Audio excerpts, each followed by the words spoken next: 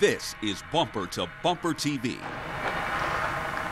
The Hummer H3 is a scaled-down version of the original all-terrain combat vehicle made popular during the first Gulf War. When it was first introduced, the H3 started out with an inline 5-cylinder engine. It was capable enough to handle most off-road situations, which had been the brand's bread and butter for several years. But now, it is muscled up under the hood with this, a honking 5.3-liter V8 power plant that should be familiar to anyone who's ever owned a Chevrolet short block V8. The H3 Alpha matches this motor with a 4-speed automatic transmission.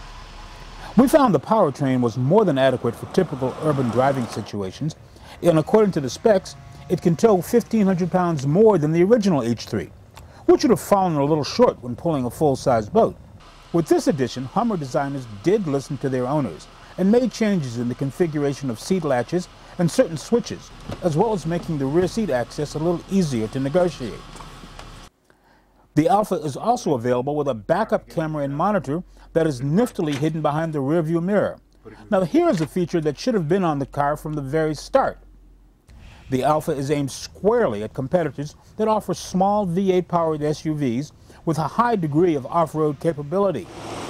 But that's a niche segment where buyers don't make up a significant part of the market.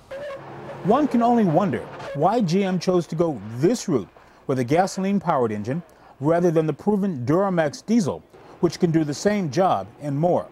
That's a question which can only be answered by the sales of the H3 Alpha. This is Greg Morris,